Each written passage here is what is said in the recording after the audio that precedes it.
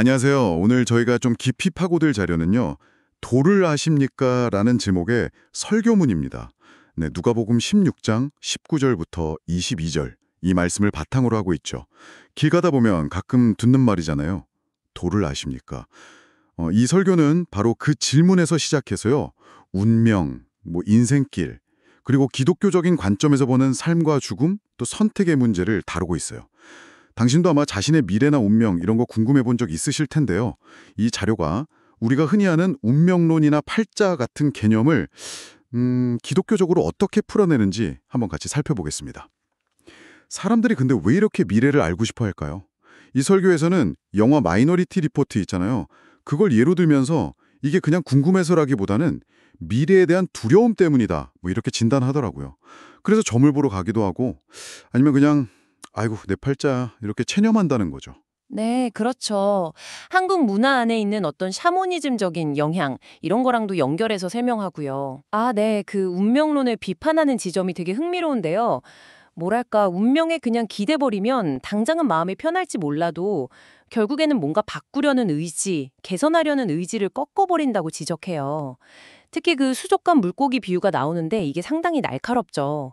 그 투명한 유리벽에 계속 부딪히던 물고기가 나중에 벽이 없어져도 앞으로 나아가지를 못하잖아요. 그런 것처럼 운명이라는 틀에 딱 갇혀서 스스로의 가능성을 그냥 포기하게 될 수 있다. 이런 경고인 셈이죠. 아, 그 비유 정말 와닿네요. 이게 그냥 개인적인 차원을 넘어서 운명론이 사회의 구조에 미친 영향까지 분석하는 점도 좀 눈여겨볼 만한 것 같아요. 설교에서 인도의 카스트 제도를 딱 예로 들거든요. 네네, 카스트 제도. 태어날 때부터 신분이 딱 정해지는 거잖아요. 브라만부터 불가촉 천민까지.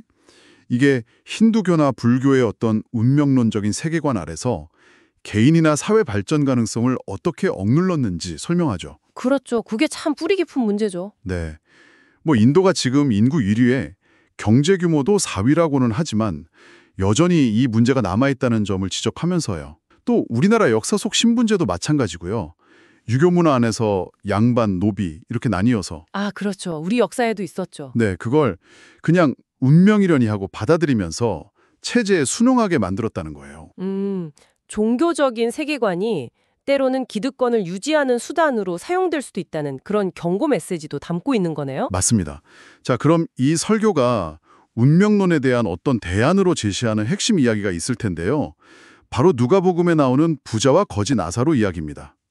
정말 호화롭게 살았는데 이름조차 기록되지 않은 부자. 그리고 아주 비참하게 살았지만 나사로라는 이름이 분명히 있는 거지. 이 대비, 이름 없는 부자 그리고 이름 있는 거지. 이 설정에서 어떤 점을 좀 주목해야 할까요? 아, 그게 정말 중요한 지적입니다.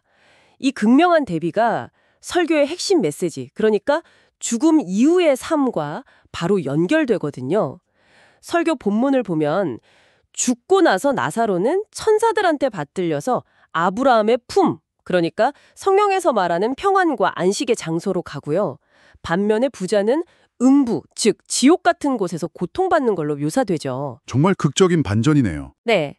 이 반전이 보여주는 건 결국 이 땅에서의 지위, 이런 게 영원한 운명을 결정하는 기준이 전혀 아니라는 겁니다. 아주 강력하게 보여주죠.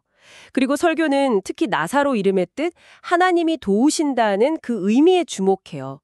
세상에서는 가난하고 병들고 그랬을지 몰라도 그가 하나님을 의지하고 믿었기 때문에 그의 영원한 운명이 바뀌었다. 이렇게 해석하는 거죠. 아, 이름의 뜻이 중요하군요. 네. 반면에 부자는 돈이나 성공 같은 거 어떻게 보면 그냥 수단이잖아요. 근데 그걸 삶의 궁극적인 목적으로 착각했기 때문에 비극적인 결과를 맞이했다. 이렇게 분석합니다. 결국 무엇을 진짜 믿고 의지하며 살았는가? 그게 결정적이었다는 주장이에요. 그렇군요. 그래서 설교는 죽음 자체는 누구도 피할 수 없는 운명이다. 히브리서 말씀도 인용하면서요. 하지만 죽음 이후의 영원한 운명은 이 땅에서 우리가 아는 선택에 달려 있다. 이렇게 강조하는 거군요. 네, 맞습니다. 그 2024년 무한공항 사고 생존자 이야기를 예로 든 것도 좀 인상적이었어요. 단순히 운이 좋아서 살고 운 나빠서 죽고 이런 식의 운명론을 넘어서야 한다. 이런 주장인 것 같더라고요. 살아남았다는 것 자체 어떤 다른 의미가 있을 수 있다는 거죠. 네, 맞습니다. 거기서 더 나아가서 설교는 예수가 바로 그 영원한 운명을 바꿀 기회를 주려고 이 땅에 왔다. 이렇게 선언합니다. 예수를 믿는 믿음을 통해서 죽음이라는 그 운명 너머의 영생을 얻을 수 있다는 거죠. 사도행전 말씀도 인용하고요. 아, 믿음을 통한 변화 가능성이군요. 그렇죠. 뭐 과거에 영국이나 독일, 미국 같은 나라들이 기독교 복음을 받아들인 후에 긍정적으로 변화했던 역사적인 사례들을 들면서요. 믿음을 통해서 개인뿐만 아니라 공동체의 운명까지도 바뀔 수 있다. 이런 가능성을 제시하는 겁니다. 나사로를 단순히 가난한 사람으로만 보는 게 아니라 어쩌면 신앙 때문에 세상적으로는 좀 손해보고 어리석어 보였던 사람. 설교 표현을 빌리자면 믿음으로 사려고 하다 보니까 손해를 많이 본 사람. 이렇게 해석하는 관점도 상당히 흥미로웠습니다. 아, 네. 중요한 포인트죠. 세상 사람들이 어떻게 평가하든 그게 중요한 게 아니라 하나님이 기억하는 이름, 그 생명책에 기록된 이름이 진짜 가치 있는 거다. 이런 메시지 같아요. 맞습니다.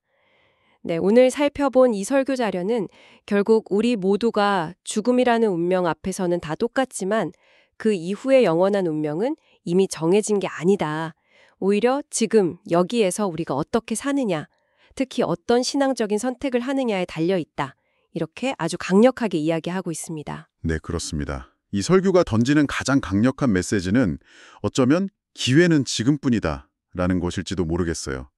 살아 숨쉬는 이 시간 동안에만 영원한 운명을 바꿀 선택을 할 수 있다는 거죠. 아, 지금 이 순간의 중요성. 네. 그런 관점에서 본다면 처음에 던졌던 그 질문, 도를 아십니까? 라는 질문이 결국 당신에게 이렇게 되돌아오는 것 같습니다. 정해진 길을 아는 것이 중요한 게 아니라 영원한 결과를 가져올 길을 지금 선택하고 있는가? 당신의 지금은 과연 어떤 선택들로 채워지고 있습니까?